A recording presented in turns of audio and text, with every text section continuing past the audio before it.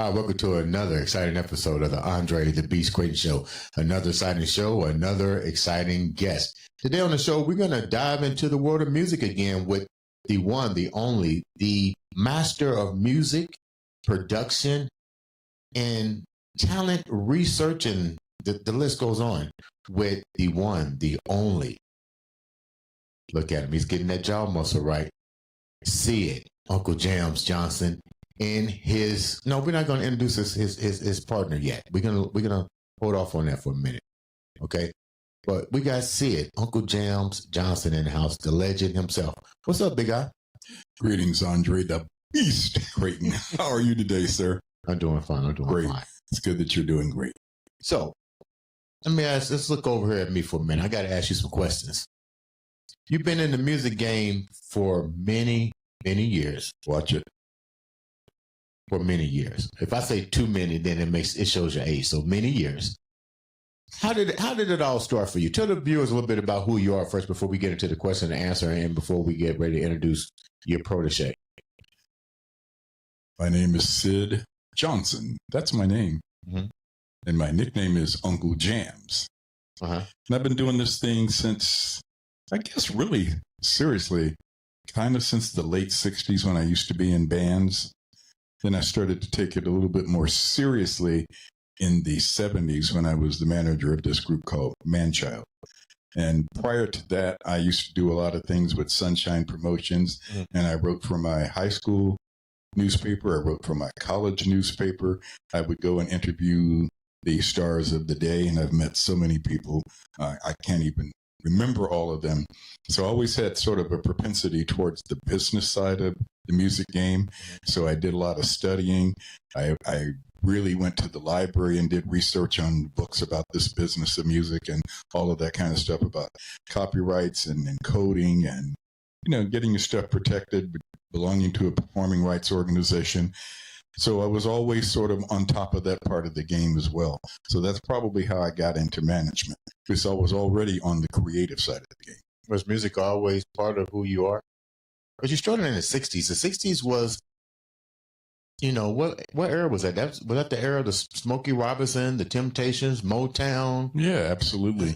It was kind of, I don't remember this, even though some of my family members said that I used to imitate Elvis Presley. I remember that. I don't have any recollection of that at all. There's video footage. Yeah, probably somewhere. I want to disown that. But it was the Beatles that had the first real major impact on me when I saw them on the Ed Sullivan Show in 1964. Right. And I was just absolutely floored by the way those girls were screaming over them and everything. And then also, that was the same year that I went to Chicago to the Regal Theater with my mom and her then boyfriend, and I saw Aretha Franklin get crowned that night. So I was like seeing the Beatles and seeing Aretha Franklin, and then all the music that was playing in our household, like Dinah Washington, Brooke Benton, Lou Rawls, Bobby Blue. Did you know Aretha Franklin, like not know her personally? Did you know anything about her prior to meeting her? No, I didn't know. I was like asking my mom, kept elbowing my mom at the Regal Theater, said, "Who is that lady?" And she kept telling me, "That's Reverend Franklin's daughter." Right. I'm like, "Mom, who was Reverend Franklin?" I didn't know anything about this woman, but she left an indelible imprint in my mind, because when we moved to Seattle, Washington, she was on American Bandstand, and I ran into, said, Mom, there's that lady we saw in Chicago. Look, she's singing that song called Respect, you know? I was able to connect the dots, because she was not putting out those hit records at that point when we saw her in Chicago. Right. She was just doing blues and jazz type numbers. And then by the time I saw her in Seattle, that's when she really hit big at Atlantic Records with Respect and all that cascade of hits that followed, How did you know you wanted to do music? Because you went to college and stuff. Was music your first love, or was there something else? My first love was probably mind games, because I really went to college to be a psychologist. You just told me that when we were talking about my condition. Really? So why that? I'm not really a people person, but I like to look at people. And that don't make no sense. You're not a people person, but you wanted to get into that field. Yeah, it's like That sounds like some Hannibal Lecter stuff. You know, a walking hypocrisy. I like, the mind games. Sometimes I'm able to tell somebody what they're thinking before they say it out loud. Right. So, Extrasensory perception. what made you really change your direction? Well, like I said, I was always in bands, and I even brought some bands that I was dealing with to my college. And when I moved to San Antonio and was a part-time school teacher, I was playing with some of the guys on the military base there. I just always I like music. I love music. It's something about the way music can make you feel. It can make you forget about reality. Who inspired you to change your objective? We know you always love music, but there had to be that one spark. Mom, dad, band members who just said, okay, look, get out of what you're trying to do and focus on this. There really wasn't anybody in my family that necessarily was doing music back then. It was just the attraction of it. I can be fascinated by something and like to really investigate it. I'm very analytical. I know. So when you did decide to jump into music, did you start out as a singer? Yes. Play an instrument? As a singer. You can sing? I was a singer in mostly rock and roll bands. Oh, okay. Yeah. So you did a lot of screaming? Yeah. I was influenced greatly by James Brown and Mick Jagger. Really? Yeah. Which is your favorite? Which one you like best? Between the two of them? Yeah. The Godfather of Soul has a special spot because he was a great entertainer. Right. But for a Caucasian guy, Mick Jagger is a heck of an entertainer also.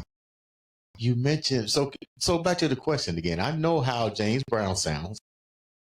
I know how Mick Jagger sounds. I can't say if they're really singers, more so than I can say they're entertainers. So back to the question at hand, can you sing? I can hold a tune probably better than both of them. Okay. They are not incredibly melodic. Right. And I can do more melody, but I like to do melody and teach it to someone else and have them interpret my melody because I don't necessarily like the tone of my voice per se. Okay. I used to sing it when I was doing the church thing. I used to sing in the choir at church too. Well, nobody's going to say anything to you in church. Hallelujah. So let me ask a question. You also are gifted as far as playing instruments. What's your favorite instruments? I play a bit of piano and a dash of guitar, but I play more piano than I play anything else. So now you get an opportunity. If I remember your story right, you now are getting a position to carry the briefcase. What was that like for you? Well, that was a new experience. Although, wait, before you answer that, I didn't mean to cut you off. How was your career going with you singing? Because I still haven't heard you hit a note yet. How was your career going with you singing? Wow. When I was singing in rock and roll bands, and I'd call it more rock and funk, if you will. Yeah. Because I love the funk. I had formed a new band with a cousin of mine out of Danville, Illinois. Okay. And I went to see the Average White Band. Oh, I love them. And there was this group called Manchild that opened up for the Average White Band at the Indiana Convention Center. And I happened to notice that one of the members of Manchild was this guy named Reggie Griffin. And Reggie Griffin and I used to be managed by the same manager, who was a con artist manager. Wow. So after the show was over, I went up and had a conversation with Reggie. And he asked me, "What are you doing these days?" And I'm like, well, I had just formed a new band. And after seeing you guys, I think I'm throwing in the towel because we don't have anything on you guys. You guys are really bad. He said, well, here, take my number and give me a call tomorrow. Right. So I called him and he said, we're playing at this place called Gordy's Lounge, which was at 38th and Sherman Drive. Mm-hmm. We're playing there. We're doing a residency the whole week. And I want you to come up and check us out because there's something I really want to talk to you about. And I thought, okay. So I went up to Gordy's Lounge. And at the end of their set, at the end of the whole night, they all told me to sit at this table, and they went downstairs. Nobody was there but the cleanup people and everybody. I said, are they getting ready to beat me up? What the heck is getting ready to go on here, Yeah. And they came upstairs and Reggie said, we voted and we want you to join the band and play Briefcase. And I was like, Briefcase? And he further explained that he didn't know anybody that as young as I was that knew as much about the business side of music to be able to handle business. So that's when I became the manager of Manchild. Do you think that was a crippling factor for most young artists at that particular era? They knew how to play, they knew how to sing, they knew how to entertain, but they just didn't know how to run it as a business. Absolutely. And I've always had business savvy about myself. And Manchild had made quite a name for themselves in the community. So what I just did is I just stepped up the business portion of their game. We started doing contracts, had contract writers. They ultimately got a Manchild Day, got feted by the mayor, they got keys to the city. It became a really big thing. I took them from being known only by the hood to where they were known by the entire community and the crossover audience. How difficult was that for you to do? Because you're still in Indiana. We'll talk about, Babyface and some of the other people that's been here in Indiana and also left Indiana for better words, like of opportunity. But I'm looking at what you're saying. It might have been like of people that had the skill set that you had. It really wasn't that hard for me because, as you know, I have this wonderful gift of gab.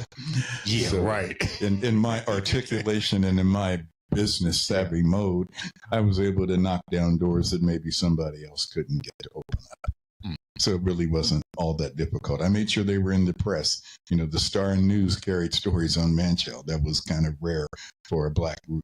Right. We conquered the city and then we moved beyond the city. We had record that charted on Billboard nationally. We sold records all over the world. We had, we made noise. So what changed? For the city or for Manchild? For Manchild, for you, because you got to evolve. I mean, music changes. It's like a clothing line. Where 1 minute bell bottoms is in and then they're out. Tight pants is in. I miss my bell bottoms. I still have mine. They used to be ringing, baby. There was ringing. Actually, as they say in the great Quincy Jones, the late great Quincy Jones, everything must change. Right. And through the process of evolution, Manchild outgrew me. I outgrew them. They wanted to seek different opportunities, so we had a parting of the ways. Then Kenny Edmonds, who was a member of Manchild, he decided to branch out on his own and form his own band called April, named after the month he was born in, and he wanted me to manage April. So you couldn't tell me anything. I was still sticking with the cat that I really thought had a lot going on. I mean, Reggie Griffin was an immensely talented person too, right. But I also was very fond of Kenny's talents as well. Let me tell the viewers where we're going with this, because I know Charles is being patient with us. I'm taking the viewers into the reason that you're here, and that's to pass the torch, the legacy on. So we'll get with you in a few minutes, Charles. Just bear with us for a minute. I want them to see the bio that he has, and more importantly, the responsibility that's about to be handed over to you. So let's go right real quick with Babyface. You knew him. You guys kind of grew up together. Tell me a little bit about that and your involvement with him to where he is today, and your connection to helping curve that even to this day. Wow, that's a friendship when you think about when you guys met. Because when I moved to Indianapolis, I've heard of him. I didn't know him. I knew a little bit about him attending Arlington. That's all I knew. No, North Central. North Central. He went to Arlington. Somebody told me he went to Arlington or something. I don't know. You know how stories this get guy twisted. Over here is an Arlington guy. Okay. So my brother went to Arlington. so I was a baseball coach at Arlington. I loved Arlington. If I had to pick a school to go to, if I went to high school here, it would have been two schools, Pike or Arlington. Those were the only two. Oh, and John Marshall, when John Marshall was a high school. I have fond memories of Arlington. You did? I do. Let's go. I did do. Let's go back to Babyface real quick. You guys basically grew up together, shared a lot of great times with Kings Island and so forth. Tell a little bit about how you guys met and how that friendship evolved to this day. I think if I remember correctly, I first kind of met him in passing when I was dealing with his older brother, Melvin Edmonds. May he rest in peace, one of the greatest soul singers of all time. He was a member of After Seven. And we were dealing in a band together. And he kind of said, "This is my younger brother, Kenny." And I was thinking that Kenny was probably about 15 then or so, would be my guess.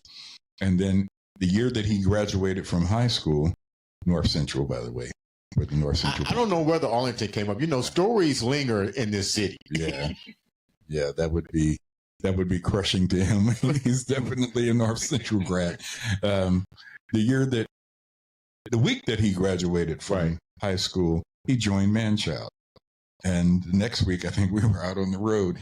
I remember having to meet with his mom, and she was like looking at me very seriously and said, "You better take care of my son." I was thinking, well, I'm not that much older than her son. So I got this great responsibility on me. But it was something about him, his personality, the way he came across, how he carried himself. We just sort of gravitated to each other to be cool as people. That's why we used to do a lot of the Kings Island things and go to some movies sometimes and hang out, because he didn't drink and he didn't do drugs, and I don't do any of those kind of things. So I always gravitate towards people that, like people, tend to hang with like people, I like the way you said it, because a lot of people don't understand that concept. Why do you say that? And what's the purpose for you saying that? For me, I always like to be in control of my faculties, myself. I don't want to be in a state that is induced by something else, so that way I can be responsible for my actions and not blame it on the liquor or blame it on the drugs. I want to blame it on me. That makes perfect sense. You now have evolved. You flourished a great relationship with Babyface, but you're doing something else. When did the shift really change for you to actually start recognizing talent and create the MeCap brand? Because let's talk about some of those people real quick. Kelsey Marie, you also a consultant, so let's go with 12. 12 and Kelsey are my clients. They're not consulting clients. Forecast. Look, I know he's going to clean that up. You know more about your books than I do. I have 9 actual clients. Tell me the clients, because I know most of them. So tell me some of the clients. Oh, no, this guy is going to kill me here. Make sure that I remember everybody off the top of my head. Yeah.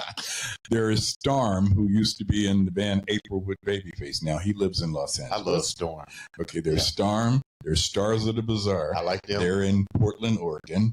There's T. Hill. He's in Sacramento, California. Right. There's Suttice. She's in Fort Myers, Florida. There is Forecast in Indianapolis. 12 in Indianapolis. Kelsey Marie in Indianapolis.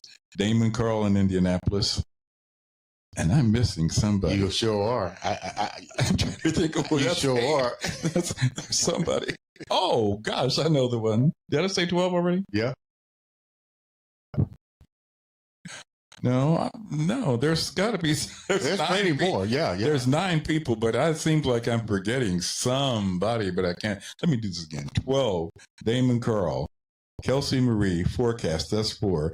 Stars of Bazaar, that's 5. Storm, that's 6. T. Hill, that's 7.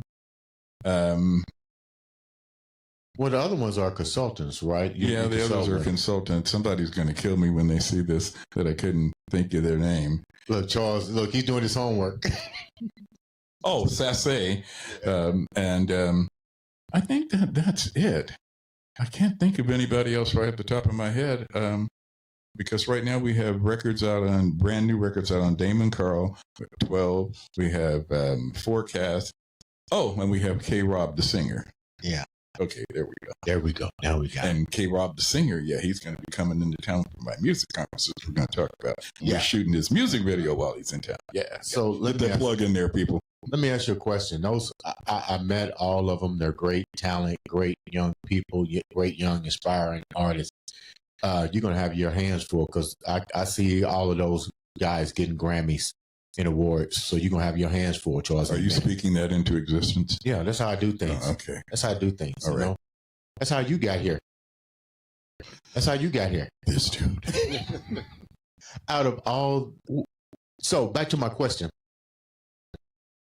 when did the shift change to where you wanted to start doing what you do now? You know, creating the Meatcap brand and so forth. And who was your first Meatcap? I think it was 2010. Okay. And the first artist official signee was 12.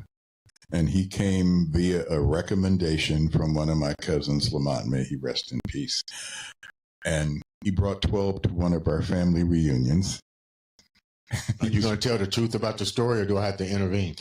He was really gung-ho to really get things happening for 12. Yeah. And I was kind of being dismissive. I told you I'm not a people person. Yeah. And I was like, we're at a family reunion. I'll deal with this rapper 12 later. Right. Kind of the way it went down. You 12, shoot him. Yeah. 12's a really nice guy. And he's been one of my best clients. We have never had any angst between us. Not that I have problems with any of my clients, but some of them are a little bit more headstrong than others. But 12 has really just been a nice guy. You met 12 when he was young, though. When he was young, eager. He's still young and eager, but you met him when he was young. I mean, he's been with me for, I think 2011 was official. So do the math. 2011 from that's 14 years. How did you get? You like artists. You don't discriminate with artists. But you do have your morals. You don't like profanity in music. You don't like the drinking. And so you want people to respect the name, respect themselves, and respect their brand. How did you get 12 and other artists to see your vision and say you can make beautiful rap music? You can make beautiful music without degradation. One day in 2014, when I had more rap clients that did say some profanity and the N-word, which I never liked any of it, but I didn't try to police it, if you will. Right. But I had a conference call with all of my rap clients, and I said, I've evolved.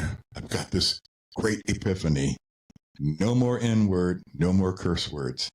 And everybody that feels like they can flow and rhyme with their skills without using the N-word or profanity, you're more than welcome to stay on this call. All of the rest of you that don't feel like you can cut the N-word out and profanity, you can drop off this call, and all I can do is say, I wish you well. About how many dropped off? Everybody except for 12. Well, there was one other guy, but he got out of music. Right. So 2 people stayed on. Wow, that's crazy. And that shows you either one or two things. They're not willing to try, or they're not good at their craft like they think they were. Well, there's a rapper from Indianapolis named Skip, and he's going to be a forever emeritus Meatcap member. He's not officially on the label anymore, and he's going to be always a forever nephew. But he had changed from doing that kind of music to doing totally clean music. Now he went back to having explicit music. So that's why I no longer exclusively represent him, because he did do that, because he felt like he lost some of his street credibility followers. What's your take on that? Because I think that's BS. He knows I love him dearly, and he knows how I feel about that. He's still a bad rapper, but he doesn't curse on any when I have my conferences and things like that. He does clean versions because he has great respect for me, and he was able to garner a lot of support all over the country, even winning West Coast Hip Hop Award because of his flow skills. He's such a great rapper. He doesn't need to use that profanity. And you know what? You're right. We play his music on I Am Beast Radio, and every single song that he has, he's almost, I got to give it to him, he's almost a reincarnation. This is giving him props to Tupac. Well, he's got some skills. His skills is like, wow. Yeah, his wordsmanship is off the chain. He's absolutely fabulous. But, I'm not going to compromise my principle. Right. I stand for what I stand for, and I'm not changing it. And there are a lot of people that are beginning to find that out these days on a lot of different levels. I'm sticking by my guns. I don't change. It's when other people change that there are problems. Now let's talk about my main concept in life is don't start something you can't finish. Please say that again. Don't start something you can't finish. That's my biggest. Somebody asked me something stupid. Not stupid. Somebody asked me something the other day. Or was it last night? and said, "What's your biggest pet peeve?" This was like yesterday, and I couldn't answer that question. So my first thing was, I don't like tardiness. Time is money. If you don't have enough respect to get up and be here on time, I have a problem with that. Now, there are the exceptions to the rule. Pick up the phone and call and say, blah, blah, blah. But I couldn't think of a second thing. So my second thing was procrastination. I wish I had said what you said. Why is that so key to you? Because you said it for a reason. Definitely there's a reason. There's always a reason when you're saying so. Yeah. I'm dealing with some things right now, and that sort of is permeating the air. Also, I'm a strong stickler in prioritization. Right. Some people don't have their priorities right. They think life is a big party all the time. And there are some really serious matters that are going on in people's lives and in the world. And you don't have, the old country expression said, good work is not done until the morning comes. Well, the morning hasn't come. Right. So, when you check all the boxes, when you dot all the I's and you cross all the T's, then you can have playtime. Mm-hmm. But some people put playtime first. And I don't like that, because something is going to be neglected that should have had some attention paid to it if you don't prioritize. Let's go here, because we're getting ready to wrap all this together right now for the viewers. They can see. I know Charles is being patient. Now we're going to put the frosting on the cake. The young man next to you, explain who he is, what's his role to you, and let's sit down and talk about his responsibility, because you can ready to pass the torch. And why pass the torch now? There's sort of a bit of a misnomer, as if I'm getting out of the game. I like the way you say, you getting out of the game, dog. It's kind of like I've been sort of a one-man show for a long time. Yeah. And teamwork makes the dream work. And I've always wanted to have a personal assistant, a right-hand man, someone that could handle the responsibilities that I don't always have to be there. And I know that the job is going to get done. Mm-hmm. And I've got to have that person that upholds the same principles that I do, to make sure that the artists are not doing things that are contrary to their image and to the brand. So this young man, Arlington High School alum, Charles Suttice, Charles Suttice, he happens to be best of friends with one of the members of Forecast. Wow. And when I first started managing Forecast, they came to perform at a nightclub in Cincinnati. So I came out to see them perform, and no one had told me anything about this Charles guy. And while we're in the dressing room, he comes bopping in, putting his hands on things and doing so. I was like, who is this guy? Nobody said a word to me. Then one of the guys said, oh, that's Al's friend. He just kind of helps us out. And I was like, huh.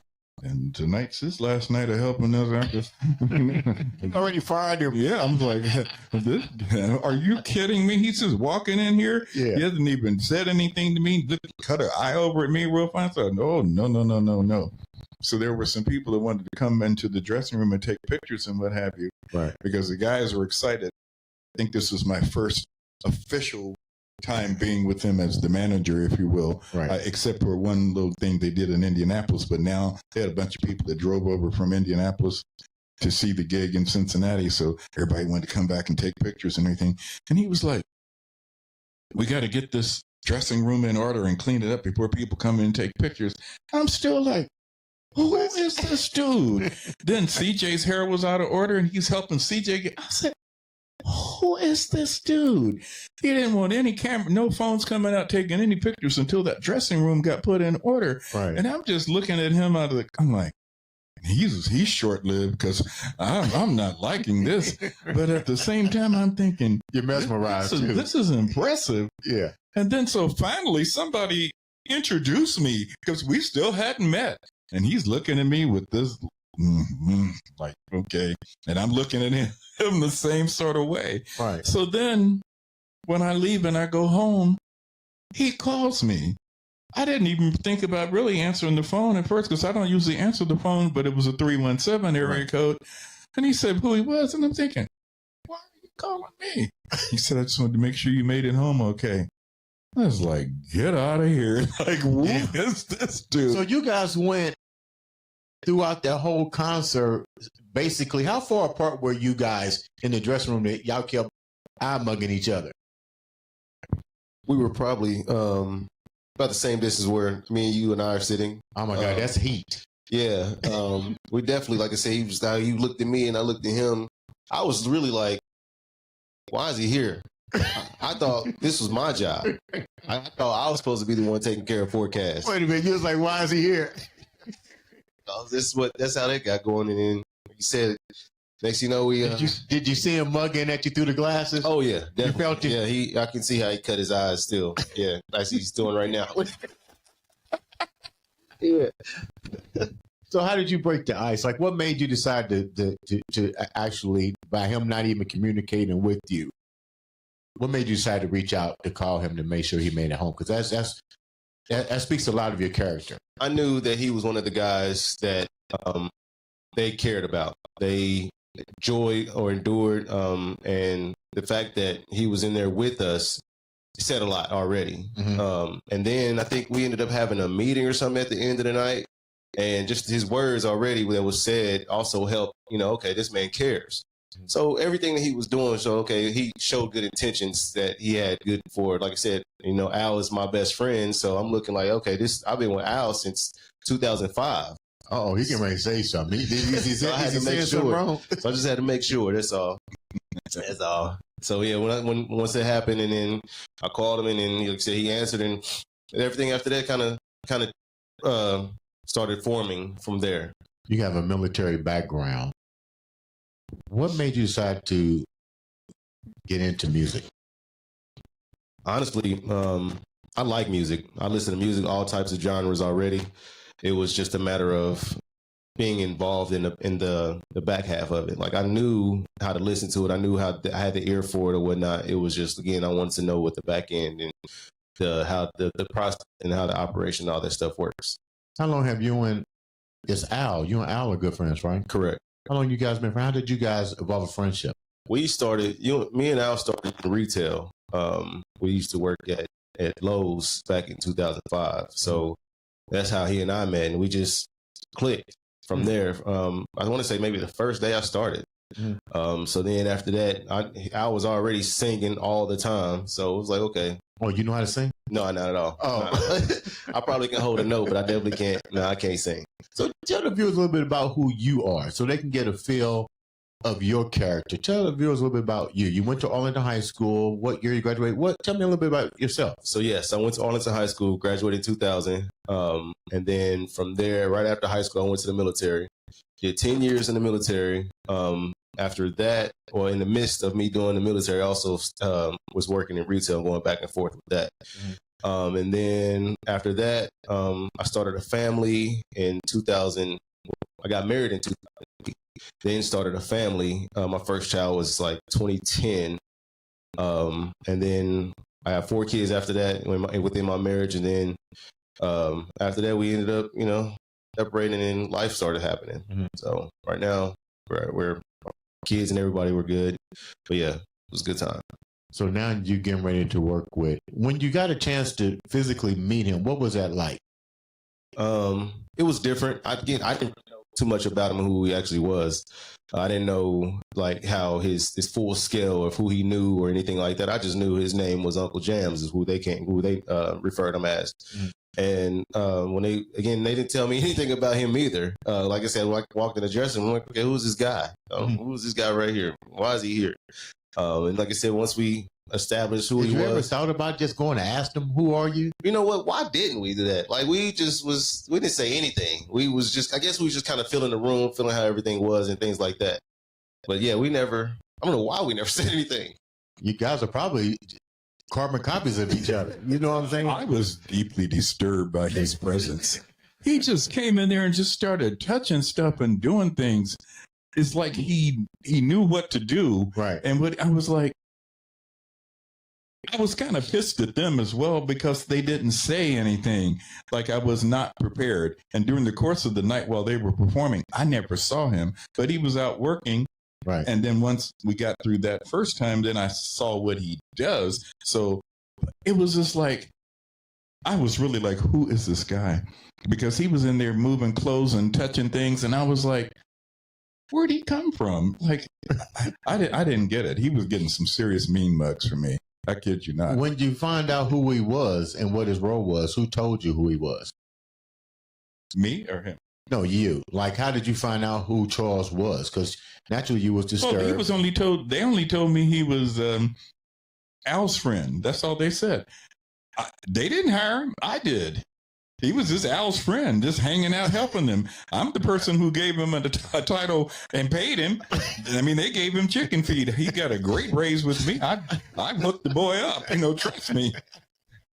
So what made you decide to really bring him on as sort of your protege? What was the qualities that you like? Because to impress you is not an easy task. I know firsthand.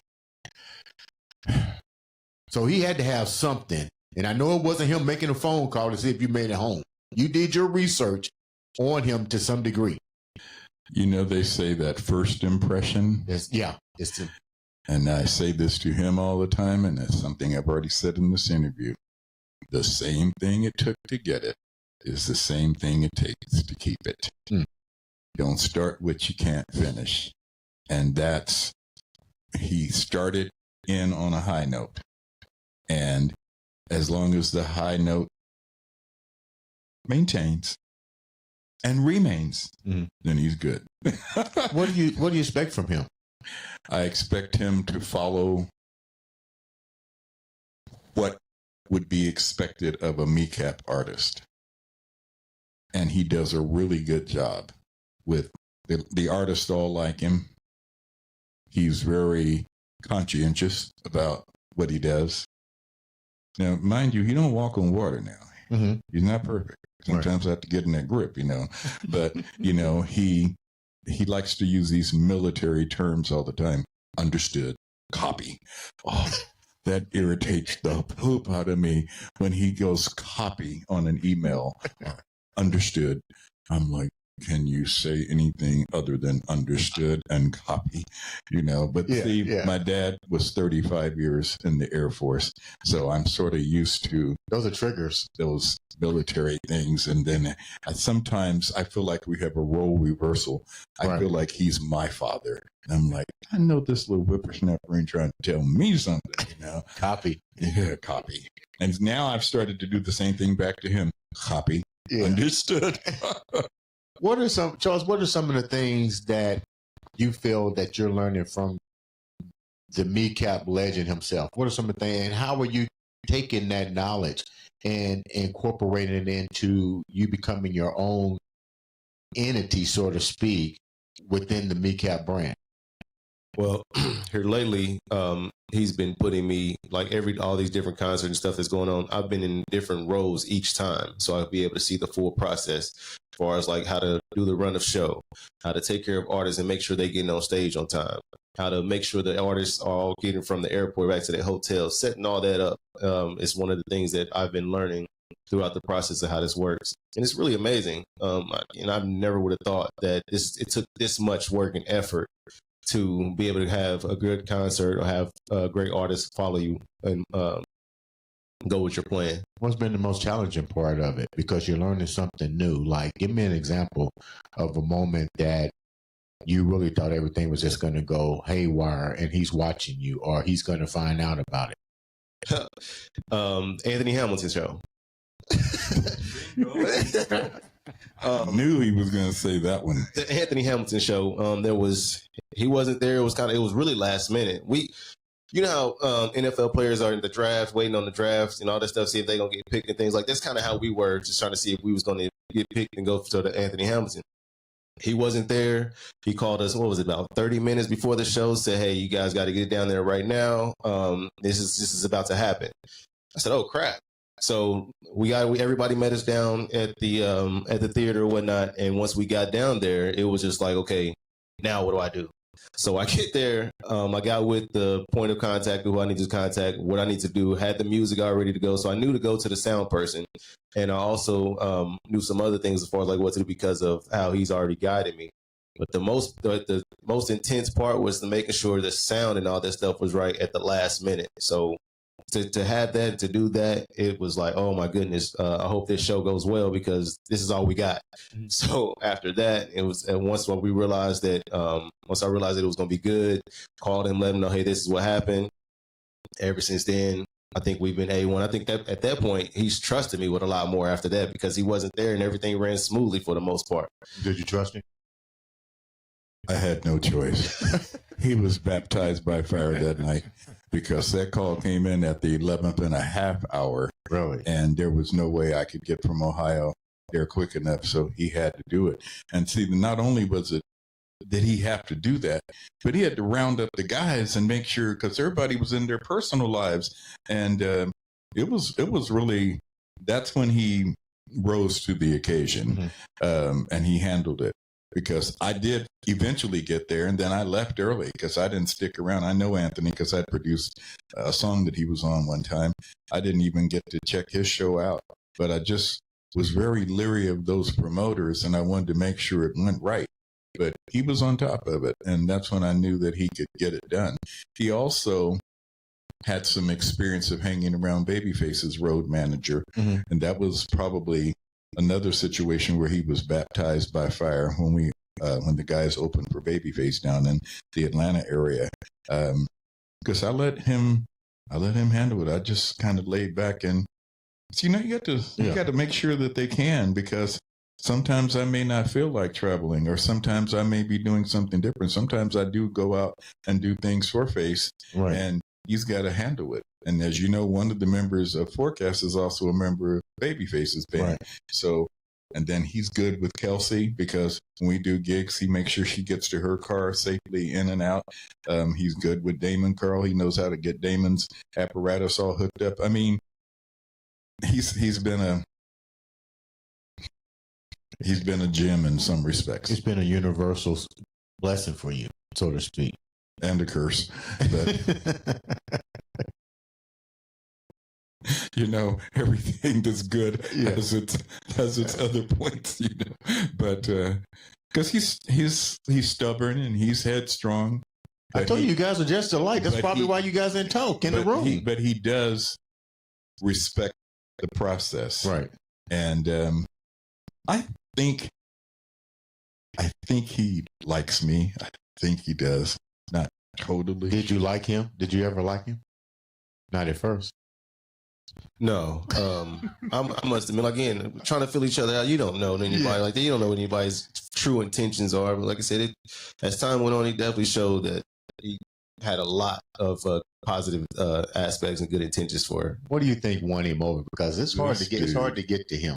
This dude here. What won him over? Yeah. What do you think about you won him over? Because he's hard to get close to. The first initial was, like you said, clean up that dressing room, getting that together. And then the other one, I want to say, as time went on, as he's showing me the process of things, and I'm just handling it.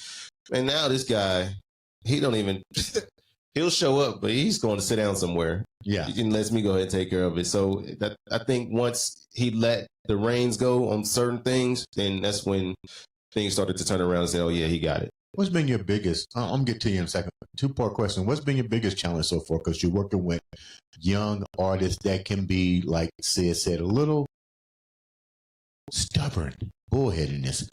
Let's talk about that real quick as it relates to you. And then the other part, let's talk about this Baptized by Fire. We're working with Babyface in Black Hollywood, where if you can't make it there, you're not going to make it too many places. What was that like for you? The big challenge was for me is because I had to separate business from my friendship, to make sure that they know that I'm serious as far as like what I got going on, what I have to do. Yeah, we are cool off the stage and off the mic and things like that. But yet still, when it comes to our business, our brand, this is what I have to protect. This is my position. Mm-hmm. So having to separate those two has been one of the challenges for me at that time. Being thrown in the fire in Georgia, it was huge. One, that was one of the biggest crowds we've ever performed in front of. Two, it's like, oh man, I got to make sure all this stuff is together for our opening act. That's where the pressure was, because you don't know who's looking, who's going to be there, how many people's going to be there, and things like that. So it's just like, you just have to make sure all this stuff is running just perfectly. And like you said, when I'm talking to Babyface's manager, really helped me calm my nerves as well, because the way he had his whole office set up, I was like, oh, okay. This is serious. So now it made me look at the whole process a lot more serious as well. One of the things that I like is that when I let him handle things like that, I just want him to brief me. And I sit back and just kind of watch and make sure he handles it, because I gave it all to him at that show, because I'd set everything in motion. All he had to do was make sure that everything was right, that the sound engineer, I also give him the phone number. You call the sound engineer, you call the venue, you handle all that. That's what I have him doing. So I let people know my assistant is going to be calling you, and his name is Charles Suttice, and blah, blah, blah. Like, they're getting ready to open up for the pre-Isley Brothers concert, and I've got him in the loop in the email with the people. He's going to deal with that. It's like, yeah, that's what we're doing. Sounds like you picked a great individual, a great man, a great person. I hope I have. Yeah. I hope I have. I can tell, I can see the passion. I can see just by the conversation and the way that you struck things, you can tell you have a military background, and that helped you out. That's helping you out a lot I like regimentation. I do like that, because regimentation is very important, especially when you're dealing with some people that might want to be a little bit more stubborn, because he's stubborn in his personality. So he's dealing with artists, and they recognize that when I tell them he's got this, then they know that he's following the way I want it done. Mm-hmm. So he's not really catching any flack. I think the person that had the hardest time with it was Al, because that's his boy. And so Al likes to call him up and try to get inside goop. And Al like, what did Uncle Sid tell you about such and such? And he'll play dumb. Yeah. And he said, Charles won't tell me anything. Yeah. So how are you going to handle the involvement of new artists coming in? How are you going to structure them without them feeling intimidated, like how you was with a little bit with Sid? Well, the foundation's already been laid. Now all I have to do is maintain that foundation and maintain the moral that he's already set and things like that. With that, and if you can't get people to buy into your brand, then they're not for you. So if they can't buy in, if they don't go with what you have and what your standards are, then hey, you got to move on, because this is where we at. This is what I have, and this is what I have to offer. If you don't like it, hey, that's the only thing I can say. You got to get going. And he's getting ready to have a heck of a responsibility at the music conference. That's why I was just going to ask. Let's talk about that a little bit. Yeah, because we have so many performers, and we have some great panelists. Yeah. He and I've got to meet about that, because putting these artists in order of how they're going to perform, and then one of the members of Babyface's band is coming to perform as our special guest. So it's going to be quite a night, I'm going to tell you. So when is the music extravaganza? This is, how many years have you done this? This is my fourth year, I believe. Fourth year? Yeah. Always in Indianapolis? Yes. Where's it going to be located It's going to be at New Memories on North Michigan Road. New Memories is just them rebranding their name. It's the Old Memories nightclub, and it's from 4 p.m. to 8 p.m. on Sunday, June 22nd. The admission is $7 per person. We're going to have some excellent panelists. I think you might know one of the panelists. I know the Biggs lady, the radio lady. Yeah, but I'm talking about this guy named Andre The Beast. He's going to be on the panel. Thank you. And then there are going to be about 15 artists performing in hip hop and in R&B. And then we've got a violin, he plays cello. A cello player is going to perform. Yeah, and he was really good. He opened up the recent smooth jazz concert we had at Clues Hall with Jonathan Butler, Najee, and Gerald Albright. He was really good. I would tell the viewers this. I attended it last year. It was great. The food was good. It was the best event that you can get for $7. Mm-hmm. You know, you get to hear these local artists, and not all of them was local because you had Jamz. Remember, Javen from Tampa, Florida. Tampa. You had some people coming in from other areas that performed, and it was breathtaking to watch these young guys and women perform without even rehearsing. Yeah, it was like this. One off, you got your work cut out for you. I was there last year. One off, next one off, next one. And it was a great place to network. That's what I liked about it. It was a great place for these young artists to network, collaborate, share their love of music. Yeah, we got some really great panelists this year too. And I think this may be our best year. And I have had people that have extended offers for me to take it on the road. It's just a lot. And I just don't know that we can really do that, which... Yeah, you can. Look, you got Charles. Look, Charles going, what am I here for? You already passed it. Yeah, Charles got this. Let's take it on the road. Atlanta, Cincinnati, Cleveland. Okay. New York. You're stepping off into the dog doo-doo now. Okay. Let's wipe off our feet. So let me ask a question as it relates to your event that's coming up. Why is it so important for people to attend this event? What's the bigger purpose here? I feel that my role now, as I'm getting older in this game, is for people to be sponges and to absorb the knowledge, to get some game. And that's what I want people to take away from these conferences. I want them to learn some things about what they can do, because it's not just about the music. This is a industry. There's the music industry, and then there's the music business. There are three things, and those three things have to work hand in hand. You would be surprised at the amount of people that make really good music, but they haven't had their music protected in any kind of way. They don't get it turned into any performing rights organization. They don't get it encoded. So they said, they played my song on the radio, but I never got a royalty check. And I'll say, was your song encoded? And they'll look at me like I was speaking Russian. I said, you belong to a performing rights organization? They're like, what's that? Well, if you don't get it encoded, and if you don't belong to a performing rights organization, you'll never receive a dime, let alone a penny. Okay. Before we wrap up, how can the viewers reach out to you and naturally reach out to Charles as well? How can they reach out to you guys? Well, they can reach out through MECAP Music on Instagram, MECAP MUSIC on Instagram, or they can reach my personal Instagram at Uncle Jamz, UNCLEJAMZ_. You can reach him at his Goofy 4C. He can tell you how to spell that.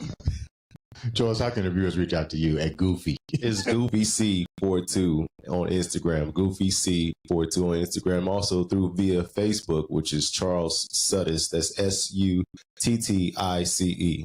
Before we leave, before we started the show, I said, Charles, what is up with this Goofy? Explain how you got that. It doesn't really tie into the power role you got now, but it's a reason why you picked Goofy as your social name. Why? What is that? Goofy is one of my favorite characters of Disney. A lot of is a Art Basel, which is also a black artist from Disney. So Goofy is, like I said, created by a black artist that worked for Disney. So, okay, boom. Only one that I know of. That's the one I had. And also, too, Goofy is very passionate. Goofy cares about his family. Goofy cares about a lot of his friends and things like that. So, yes, that's why one of the reasons why I picked that character. And the letter C, of course, is my name. The number 42 is my football number. Sounds like a winner. Guys, make sure that you attend the music extravaganza with MECAP to see great artists perform. You get a chance to meet both Charles and Uncle Jamz and all the great artists. It's definitely been a pleasure having both of you guys here, especially you, Uncle Jamz. I mean, you're a legend. I love every time you say, hey, Dre, I want to come on the show. You've been a great help with helping me increase my brand with the I Am Beast Network and I Am Beast radio station. I thank you very much for that. You can say something. Go ahead. I see your mic moving to your mouth. Well, I'd like to thank you for having us on the show, giving us an opportunity to explain to the people some things about this music business. I enjoy music, as I told you before. I enjoy doing this. I like sharing the knowledge. And as long as I have breath, I'm going to do this. Ladies and gentlemen, this has been another, and I do mean another, exciting episode of the Andre The Beast Crayton Show.